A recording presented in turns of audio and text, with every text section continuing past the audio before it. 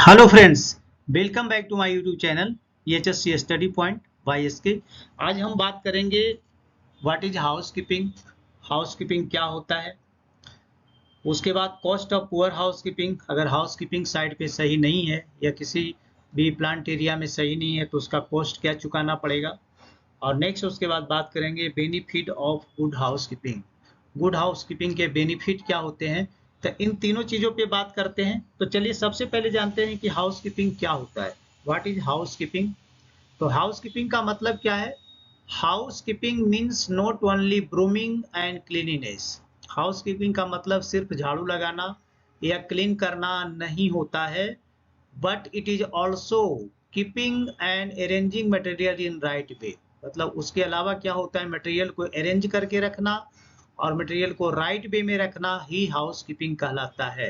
अगर मटेरियल को हम ठीक ढंग से नहीं रखते तो हाउसकीपिंग ठीक नहीं है। फिर से देख लेते हैं।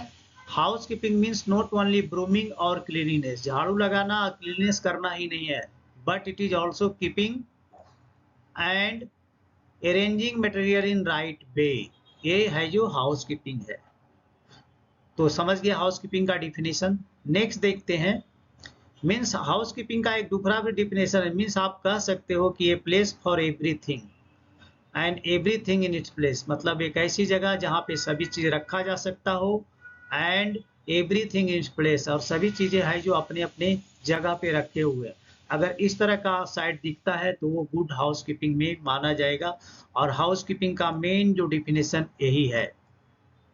चलिए नेक्स्ट देखते हैं कि हाउसकीपिंग का गंदा होने का पीछे रीजन क्या होता है। उसका पहला रीजन होता है site area become untidy due to, क्यों, वेरियस एक्टिविटी है। साइट पे बहुत सारे एक्टिविटी होते हैं जिसके कारण वहां पे हाउसकीपिंग खराब हो जाता है, अनटिडी हो जाता है। दूसरा क्या है, keeping working area clean from unwanted material. ये करना जरूरी है, ये अगर हम करते हैं will help to reduce work place hazard. अगर इसको करते हैं, हाउस कीपिंग को मेंटेन रखते हैं, अनवांटेड मटेरियल साइड पे नहीं रहने देते हैं, तो वो क्या करेगा, वर्क प्लेस पे जो हजार्ड है उसको रिड्यूस करता है, कम करता है। तो आप यहाँ पे हाउस कीपिंग का मतलब आप समझ चुके हैं।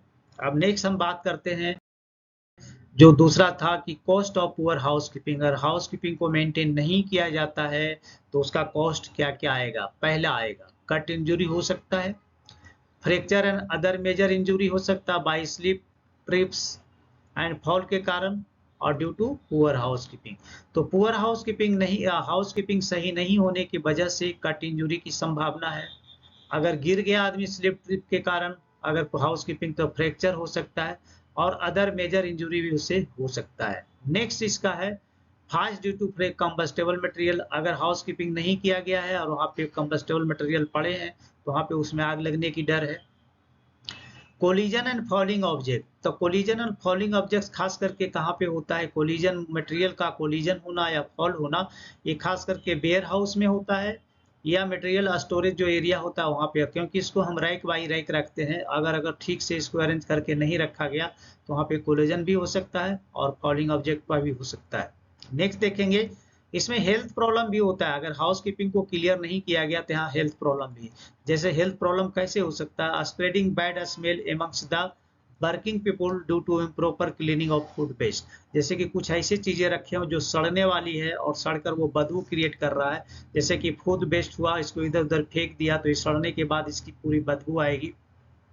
इसी तरह का और बहुत सारी चीजें हैं जो साइड पे है जो कि सड़ता है, और उसको अगर हम प्रॉपर वे में उसको क्लीन नहीं करते तो हेल्थ प्रॉब्लम हो सकता है वहाँ पे। नेक्स्ट देखेंगे पुअरली स्टैक आइटम्स और misplace material.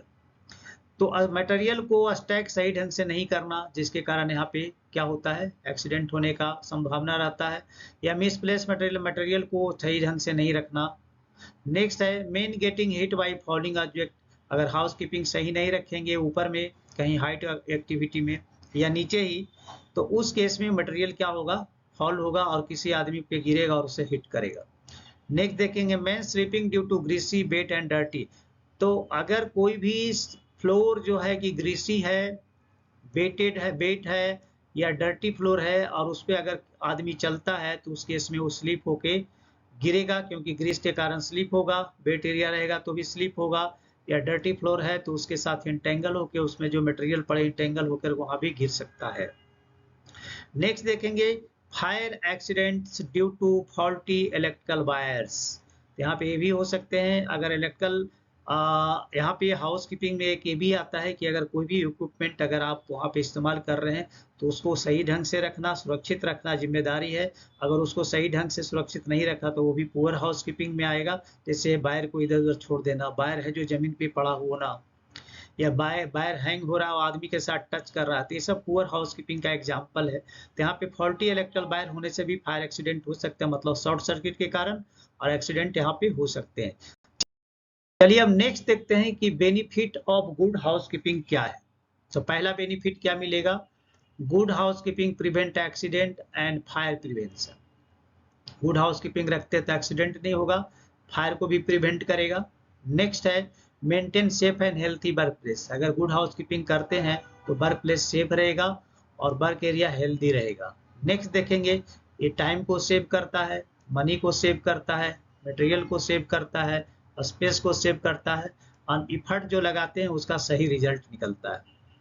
Improve productivity and quality. जहाँ पे एक्सीडेंट नहीं होगा तो ऑटोमेटिक वहाँ पे क्वालिटी क्या होगा, प्रोडक्टिविटी इम्प्रूव करेगा एंड साथ में क्वालिटी भी इम्प्रूव करेगा। नेक्स्ट देखेंगे improves moral of the workman and employ. तो जहाँ पे एक्सीडेंट नहीं होता है वहाँ पे ऑटोमेटिक वर्कमैन और एम्प्लॉय जो काम करने वाले रहते हैं वो खुश रहते हैं, टेंशन फ्री रहते हैं, तो उनका मोरल वहाँ पे हाई होता है, काम करने में मन लगाते हैं, प्रोडक्शन ज़्यादा होता है। रिफ्लेक्ट ए वेल रन ऑर्गेनाइजेशन। मतलब अगर जहाँ पे एक्सीडेंट नहीं होगा वहाँ पे ऑर्गेनाइजेशन काफ़ी अच्छा से रिफ्लेक्ट करेगा, मतलब उसका रिपुटेशन मार्केट में काफ़ी अच्छा रहेगा, क्योंकि इस इंडस्ट्री में काफ़ी सेफ्टी मेजर लिए जाते हैं, यहाँ पे एक्सीडेंट नहीं होता है। और लास्ट देखते हैं बेनिफिट और क्या है, reducing exposure to hazardous substance. Housekeeping को अगर मेंटेन किया जाएगा तो यहाँ पे ऑटोमेटिक क्या होगा, हजार्डस सब्सटेंस साइड से निकल जाएंगे हाउसकीपिंग के दौरान, जिससे उसके साथ किसी का एक्सपोज नहीं होगा, मतलब रिड्यूस हो जाएगा। तो यहाँ पे कोई भी एक्सीडेंट होने की संभावना नहीं रहेगी। तो अभी आपने देखा कि हाउसकीपिंग क्या है, कॉस्ट ऑफ पुअर हाउसकीपिंग क्या होता है, और गुड हाउसकीपिंग का बेनिफिट क्या होता है, इसके बारे में जाना। तो चलिए मैं यहाँ पे अब आपसे रिक्वेस्ट जरूर करेंगे कि अगर हमारे चैनल पे नए हैं तो प्लीज़ चैनल को लाइक करें, शेयर करें और दोस्तों में जरूर शेयर करें, बेल आइकन को प्रेस कर लें ताकि नेक्स्ट वीडियो का नोटिफिकेशन आपको टाइम से मिले। तो चलिए मिलते हैं आपसे नेक्स्ट वीडियो में, तब तक के लिए जय हिंद, वंदे मातरम।